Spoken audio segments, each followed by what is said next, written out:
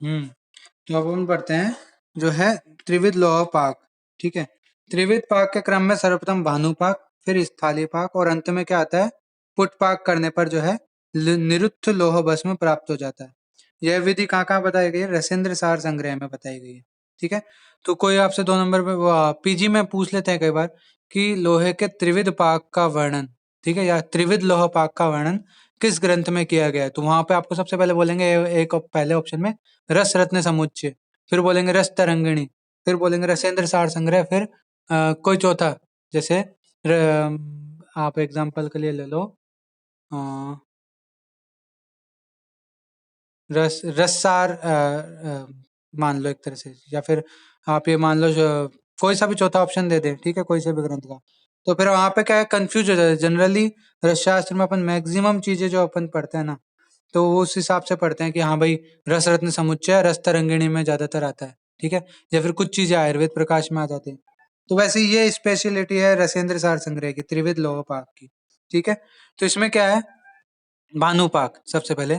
तो भानुपाक में क्या किया है कि त्रिफला क्वाथ में लोह चूर्ण को तीव्र धूप में सुखाया जाता है, इसलिए इसे भानुपाक कहते हैं। इसमें क्या बोलते हैं कि लोहे के जो सूक्ष्म पत्र हैं उनको उदूकल यंत्र में रखकर लोहे की मूसली से कूटकर सूक्ष्म चूर्ण कर लेते हैं। ठीक है।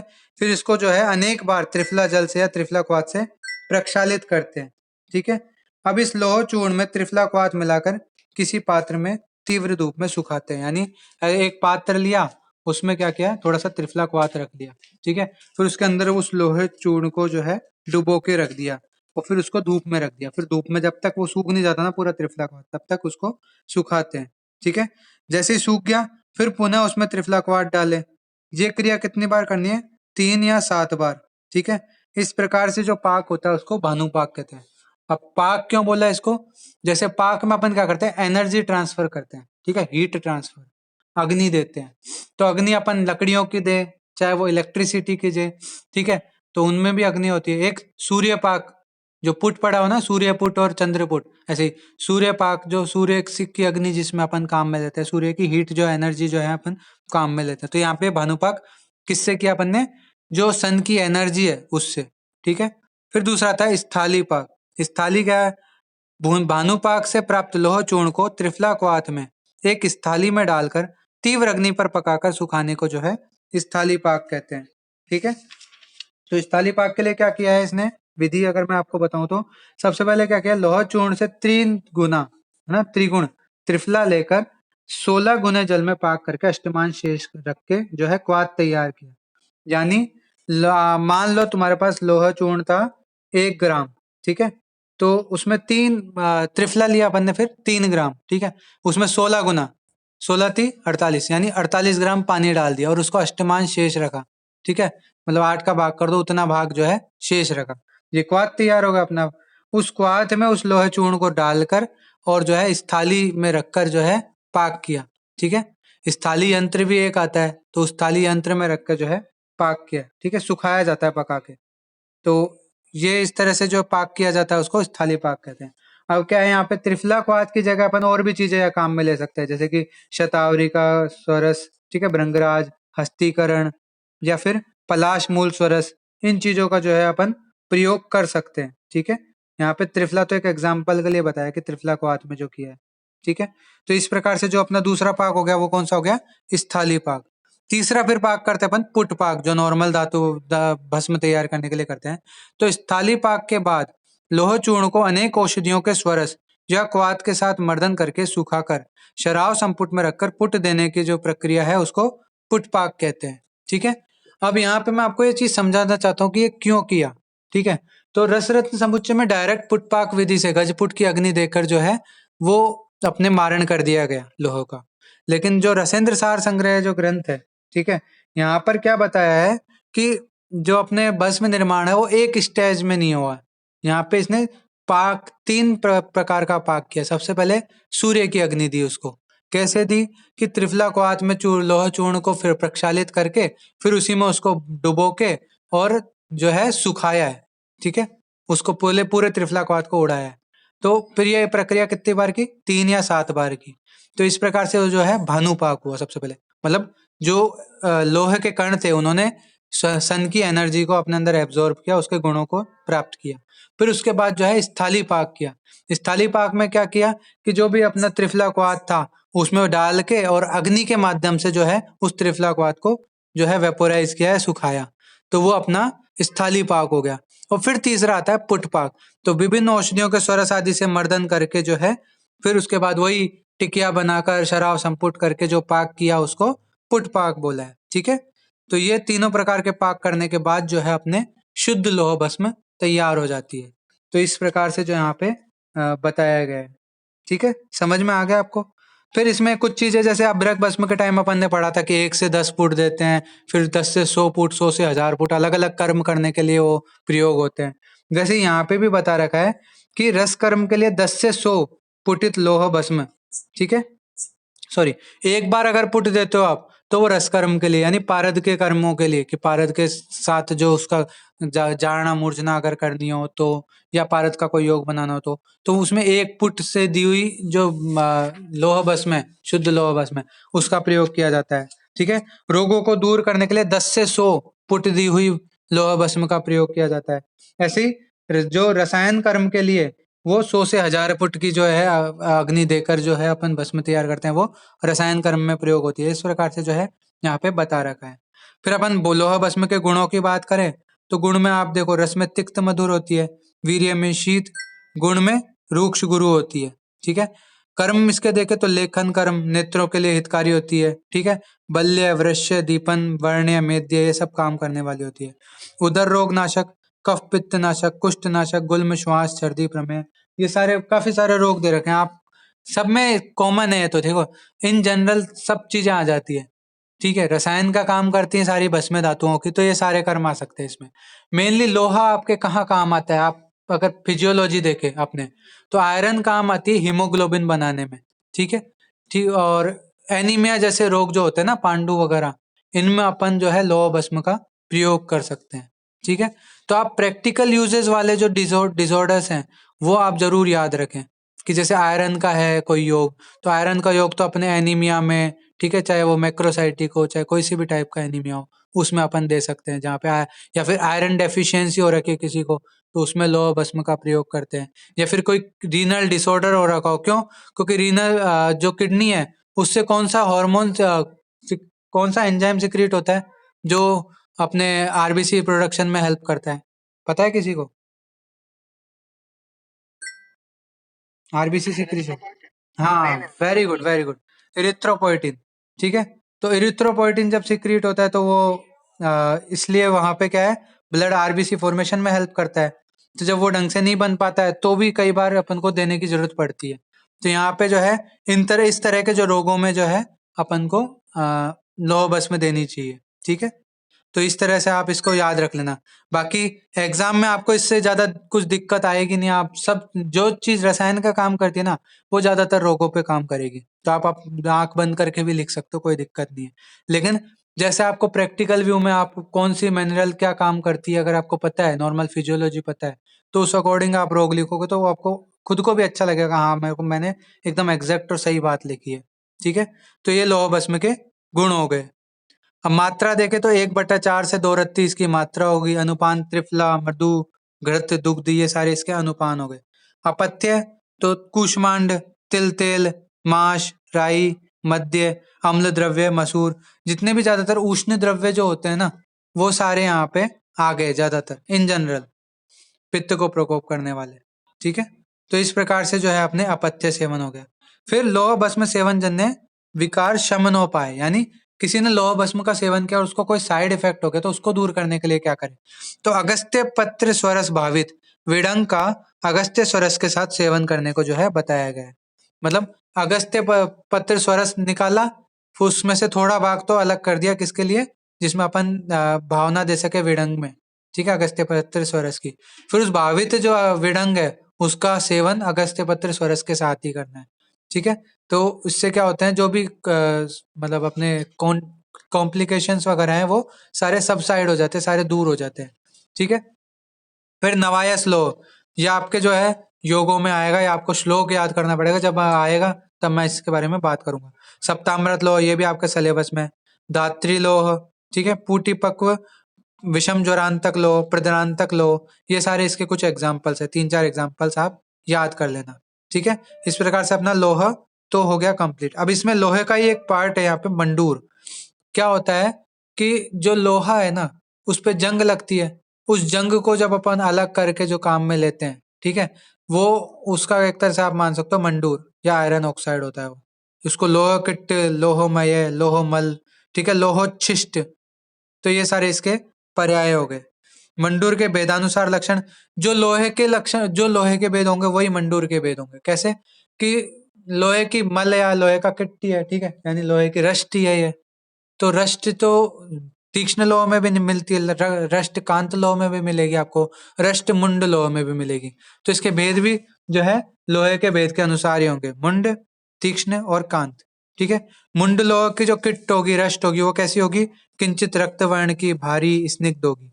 तीक्ष्ण किट की तोड़ने पर अंजन सदृश यानी काले से वर्ण की होगी, भारी होगी, व्रण और कोटर रहित होगी। ठीक है, यानी छिद्र वगैरह जो है उसमें नहीं होंगे। फिर कांत किट कैसी होगी, पिंगल वर्ण की, रूक्ष, अति भारी यानी बहुत ज्यादा गुरु होगी। ठीक है, और उसके अलावा कोटर रहित होगी, तोड़ने पर रजत की चमक वाली होगी। तो ये सारे जो है किसके, कांत किट के जो है गुण बता रखे हैं।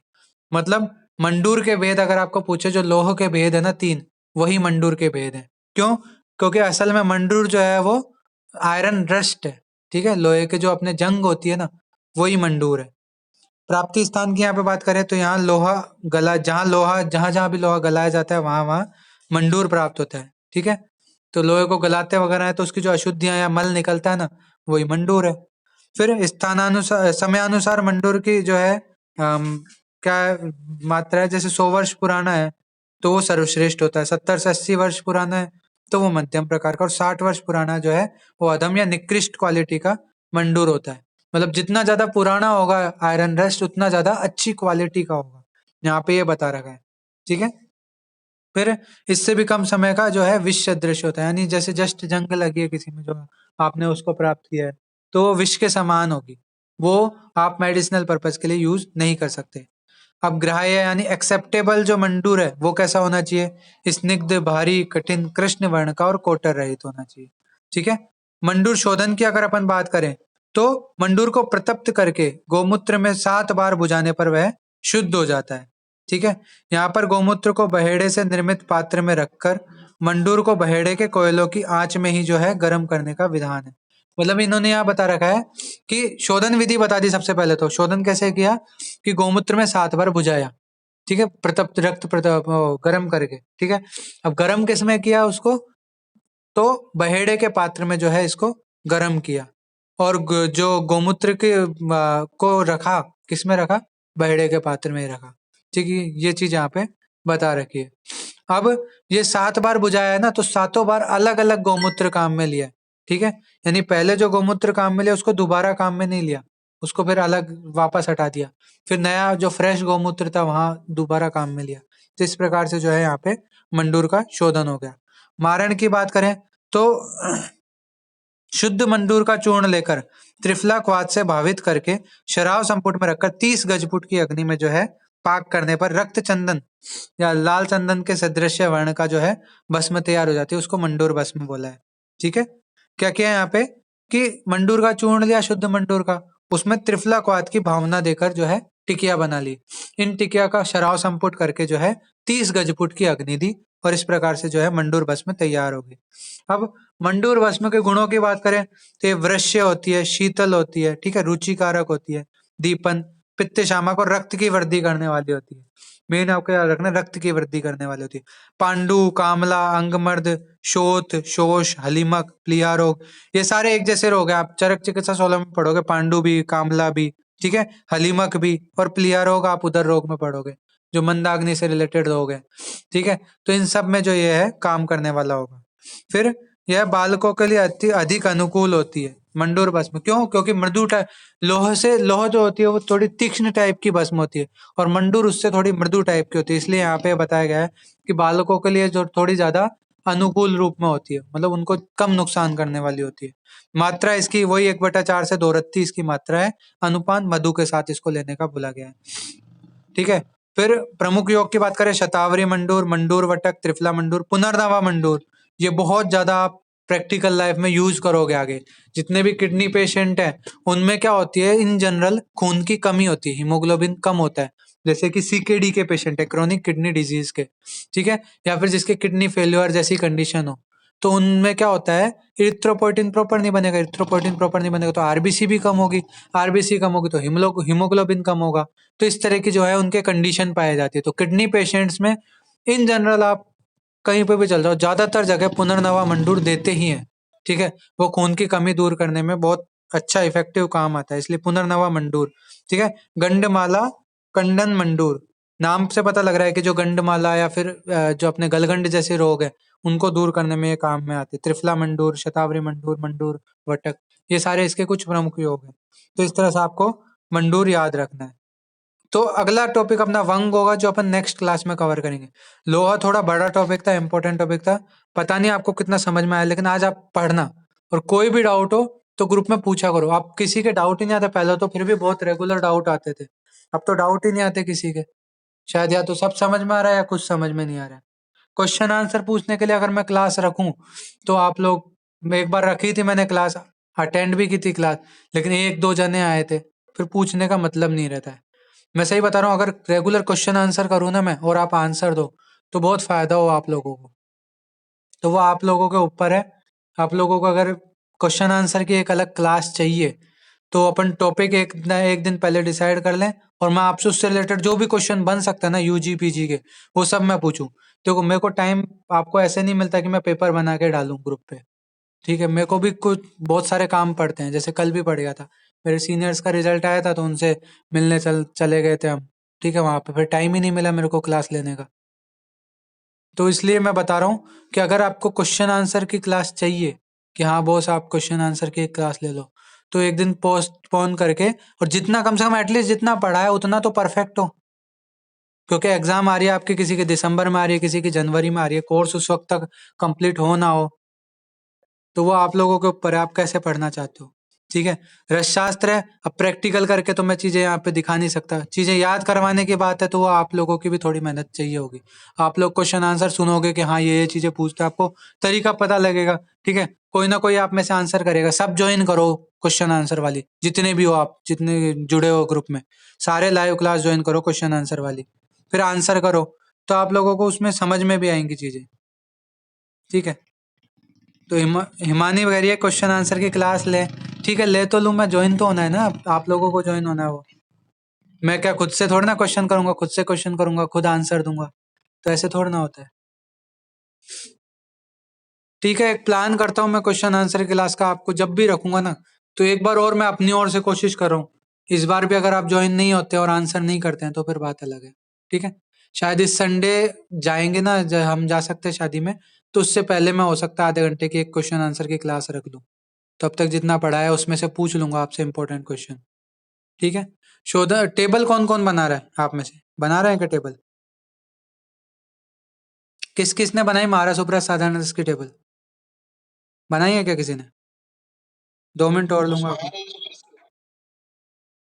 साधारण रस की भी बनाओ, और अब ये धातु प्रकरण चल रहा है, उसकी भी शुरुआत करो, टेबल का फॉर्मेट बना लो, और आप लिखना चालू कर दो कि हाँ इसका शोधन ऐसे, इसका मारण ऐसे, ठीक है।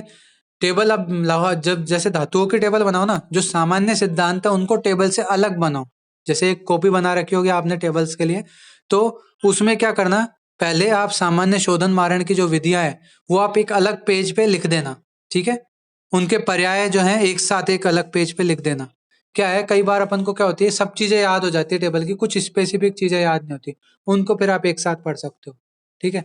तो ये जो सामान्य शोधन मारण है वो अलग पढ़ लो, फिर जो टेबल बनाओ ना उसमें केवल विशेष शोधन मारण जो है वही लिखो।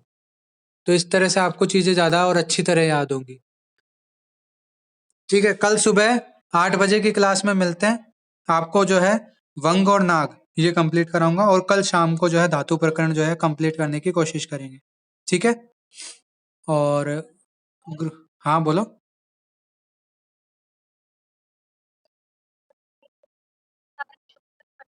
हाँ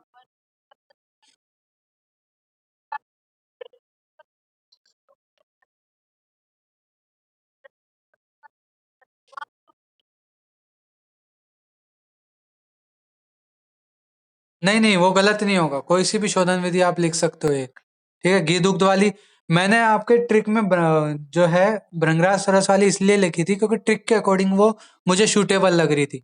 बाकी प्रैक्टिकल लाइफ में अपन गंधक का शोधन वो घी और घृत और दुग्ध वाली विधि से ही करते हैं कि जो है पिघलाते हैं पहले कढ़ाई में गंधक को, और फिर उसको गोदुग्ध में जो है निर्वा बुझाते हैं। ठीक है, डाल देते हैं। तो ये सब आप वही विधि अपन इन प्रैक्टिकल लाइफ यूज करते हैं।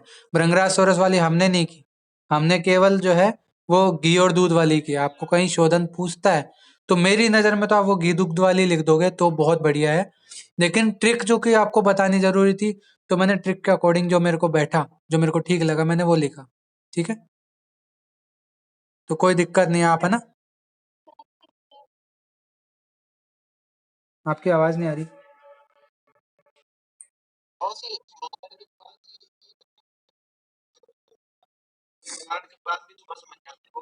मैंने क्या बताया कि मारण जो है वो तो उन्होंने बताया है, क्या बोलते हैं, अन्य आचार्यों ने। लेकिन जो एक ग्रंथ है, ठीक है, उसके अकॉर्डिंग यहाँ पे त्रिविध लोह पाक बताया गया है, यानी भस्म निर्माण डायरेक्ट ना करके त्रिविध लोह पाक बताया गया है।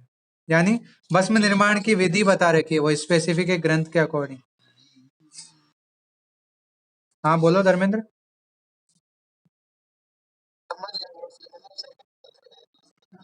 हाँ नहीं, जैसे ये एक तरह से मान लो जैसे अलग अलग आचार्यों का अलग अलग मत हुआ करते थे, तो रसेंद्र सार संग्रह के अकॉर्डिंग भस्म निर्माण की ये विधि बताई गई है। यहाँ पे त्रिविध पाक करते हैं इसमें। ठीक है, एक बार में तैयार नहीं होती, तीन प्रकार का। हाँ, शाण मैं एक बार कंफर्म करके बता दूंगा, ठीक है। शाण कई बार वो एक घास टाइप को भी बोलते हैं शाण। और हाँ, जो तुम्हारा वो क्वेश्चन था ना मुनि मुनि ब्रीही वाला, उसमें क्या है, वो थोड़ा कंट्रोवर्शियल है।